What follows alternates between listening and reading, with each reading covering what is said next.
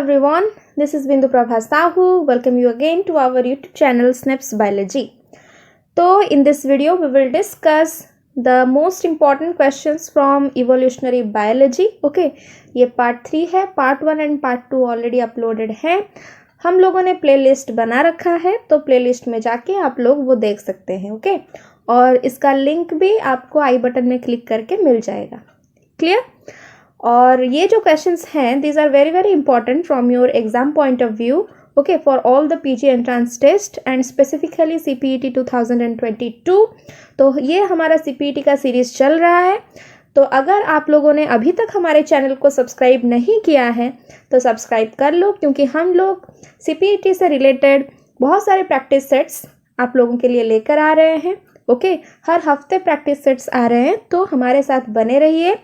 और बने रहने के लिए सब्सक्राइब बटन के पास जो बेल आइकन है उसे दबाना मत भूलिएगा. Okay, press that bell icon and don't forget to select all. Clear? और अगर आपको वीडियो हमारा अच्छा लग रहा है, हेल्प कर रहा है, then don't forget to like and share also. Okay, so let us start the practice set. Question number 1.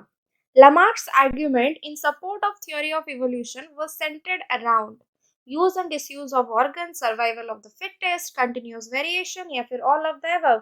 क्या हो जाएगा? It is use and disuse of organs. Okay, इस सेट में जो भी क्वेश्चंस आपके आएंगे पूरा का पूरा most of them are your direct questions. Okay, ये सब आपको इसका जो ज्ञान है, बैकग्राउंड स्टोरी है, जो थ्योरी है, ये सब आपको आनी चाहिए, because you are in +3 right.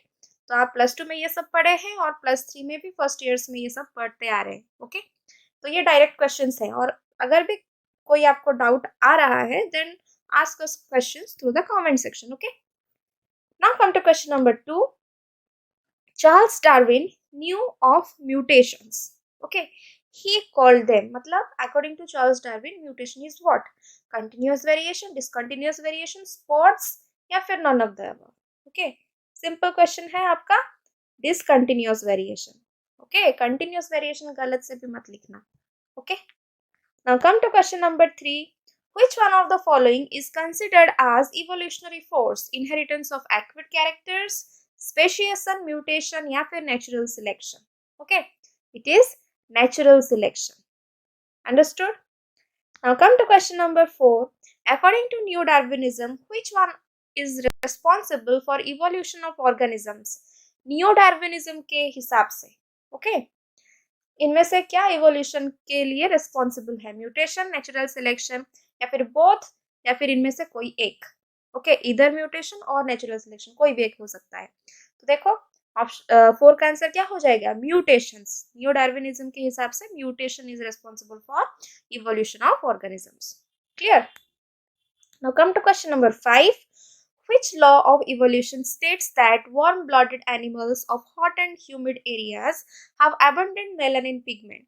Okay, कौन सा इवोल्यूशन? ओके, इवोल्यूशन के कौन से लॉ, इवोल्यूशन के कौन से लॉ ये बोलता है कि जो हॉट एंड ह्यूमिड एरियाज के वार्म ब्लडेड एनिमल्स हैं उनमें एबंडेंट अमाउंट में मेलानिन पिगमेंट होता है. ओके, कौन सा लॉ बोलता है ये? It is Gloger's law. Okay, option B is the correct answer. Clear? Now come to question number 6. Parallelism क्या है? ऑप्शन है adaptive divergence in evolution, adaptive convergence of widely different species in evolution, फिर adaptive convergence of closely related species या फिर none of the above. तो क्या हो जाएगा इसका answer? Option C, adaptive convergence of closely related species. Okay, convergence होगा इसमें, closely related species में होगा. Okay, that is parallelism. Next come to question number 7. Homologous organs exhibit. Okay, homologous organs क्या एग्जिबिट करते हैं? Evolution, convergent evolution, divergent evolution या फिर origin of mammals? Divergent evolution. Okay, homologous organs they exhibit divergent evolution. Next, analogy is found in. Analogy किस में दिखाई देता है? एनालॉजी का मतलब क्या है?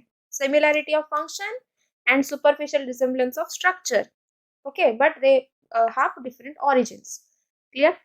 तो एनालॉजी इनमें से किस में दिखाई देता है? Hands of man, four limbs of horse या फिर hands of man, flippers of whale, wings of bat and butterfly या फिर wings of birds and bats? क्या होगा? Wings of bat and butterfly. Okay, क्या बैट एंड बटरफ्लाई के wings क्या करते हैं? दोनों उड़ने में हेल्प करते हैं, right? Next come to question number 9. Who propounded the theory of aquatic or marine origin of life? किसने दिया था aquatic and marine origin of life? Thales. Okay, option A is the correct answer. Next come to question number 10. The tradition of boring ears and nostrils in Indian women. Okay, supports Lamarckism, disproves Lamarckism, neither supports nor disproves Lamarckism या फिर none of the above. Okay, तो देखो ये एक tricky question है, right? तो ये question को आपको सॉल्व करने के लिए लैमार्किज्म याद करना पड़ेगा, राइट? तो लैमार्किज्म में यहाँ पे अगर हम देखें कि जो बोरिंग ऑफ ईयर्स, जो कान को पियर्स करते हैं, राइट, या फिर नाक को पियर्स करते हैं इंडियन वुमेन, तो ये क्या होता है? Is it get inherited to the next generation? No, right? तो क्या ये लैमार्किज्म को सपोर्ट करता है? नहीं, राइट? तो it disproves Lamarckism. Understood? Now come to question number 11.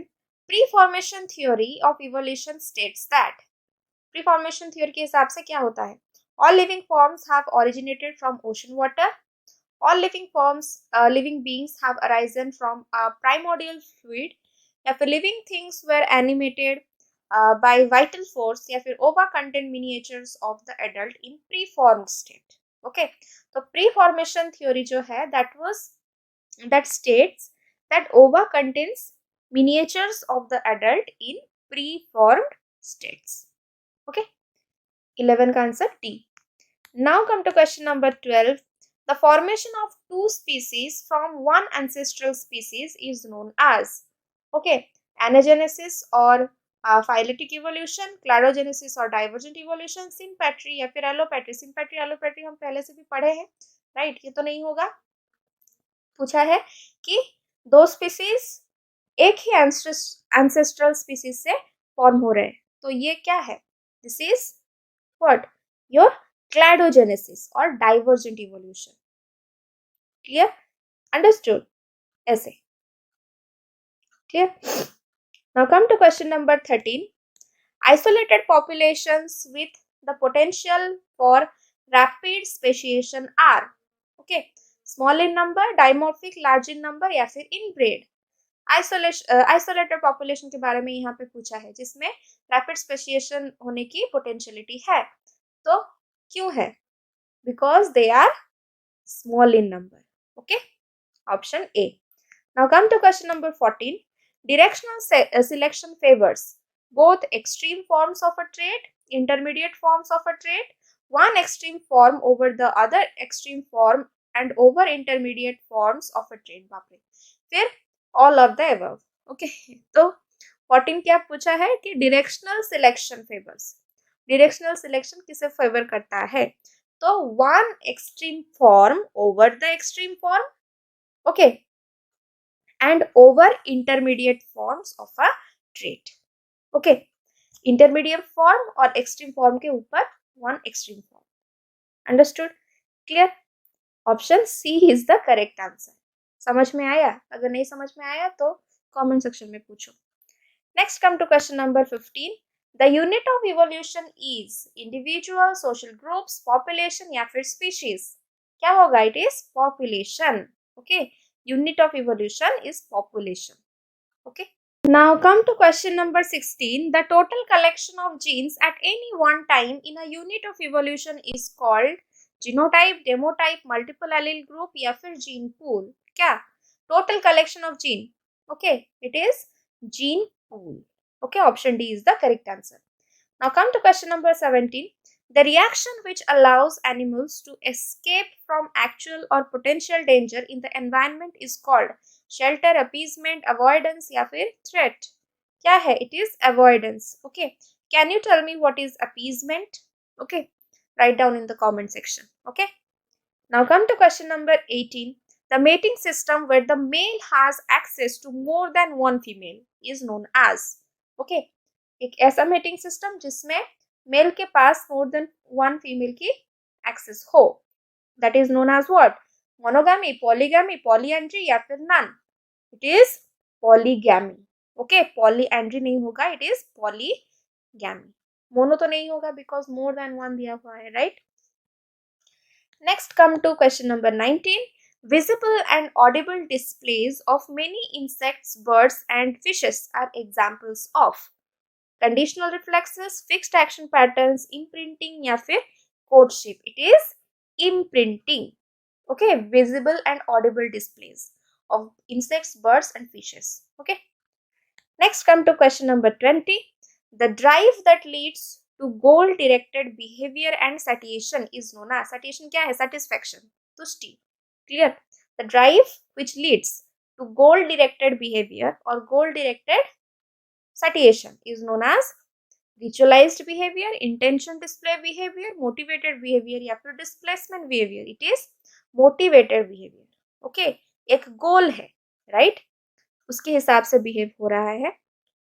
Understood? So that is motivated behavior. Option C is the correct answer. Clear? So this is all about this set. I hope this set will be helpful to you all.